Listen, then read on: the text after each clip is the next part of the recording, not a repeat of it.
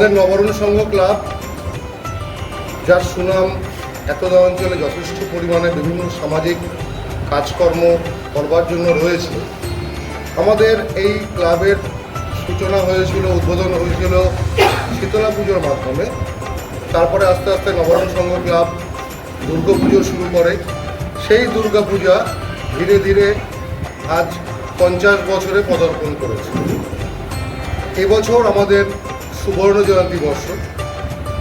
সুবর্ণ জয়ন্তী বর্ষের দু চারটে কথা বলবার জন্য আমরা ক্লাবের পক্ষ থেকে আপনাদের সকল সাংবাদিক বন্ধুদের আমন্ত্রণ জানিয়েছি। এবছর আমাদের সুবর্ণ জয়ন্তী বর্ষের যে মণ্ডপ সজ্জা, তার থিম হচ্ছে প্রান্তজনের আত্মকথা।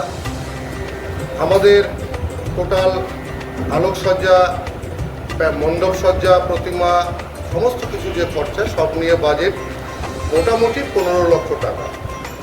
আমরা এবছর এই দুর্গাপূজা উপলক্ষে এই দুর্গাপূজার শুভ সূচনা করেছিলাম আমাদের মাননীয় বিধায়ক, অশোকনগরের বিধায়ক নারায়ণ গোস্বামীর হাত ধরে। উনি আমাদের এই দুর্গাপূজার সুবর্ণ জয়ন্তী বর্ষের শুভ সূচনা করেছিলেন।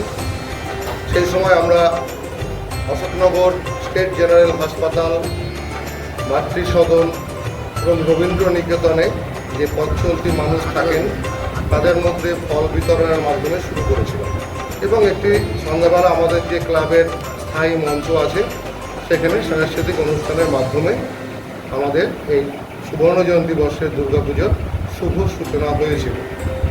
তো যাই হোক, তারপর থেকে আমাদের বিভিন্ন পরিকল্পনা চলছে। আগামী দ্বিতীয়ার দিন আমাদের পশ্চিমবঙ্গের মাননীয় মুখ্যমন্ত্রী শ্রীমতী মমতা বন্দ্যোপাধ্যায় আমাদের এই বছরের পুজোর শুভ সূচনা করবেন। তৃতীয়াতে আমরা পঞ্চমীর থেকে আমরা আমাদের বিভিন্ন অনুষ্ঠান শুরু করব। আমাদের এখানে একটা অস্থায়ী মঞ্চ করা হচ্ছে। যেহেতু মণ্ডপ সজ্জার জন্য আমাদের স্থায়ী মঞ্চটি ঢাকা পড়ে গেছে, তাই আমরা একটা অস্থায়ী মঞ্চ আমাদের ক্লাবের উল্টো দিকে একটা তৈরি করেছি। সেখানে পঞ্চমীর দিন থেকে বিভিন্ন কালচারাল প্রোগ্রাম বলুন, সামাজিক প্রোগ্রাম যেমন বস্ত্র বিতরণ, মহিলাদের মধ্যে বলুন, শিশুদের মধ্যে বলুন, বা ইচ্ছা আছে আরও অনেক কিছু করবার। সেটা আমাদের বোঝেনি আপনারা, আমাদের এখানকার আর্থিক অবস্থা খুব একটা ভালো নয়। তার মধ্যেও আমরা বহু কষ্টে এত বড় একটা পুজোতে নামতে চলেছি। এবার কতদূর কী করতে পারবো সেটা ভবিষ্যতে আমরা, ভবিষ্যৎ বলতে আগামী 5-7 দিনের মধ্যে বুঝতে পারবো। আরও নানা রকম সামাজিক কাজকর্ম আমাদের করার সাথে সাথে 6টা দিন, পঞ্চমী থেকে দশমী, 6টা দিন আমাদের স্টেজে নানা রকম সাংস্কৃতিক অনুষ্ঠান অনুষ্ঠিত হবে।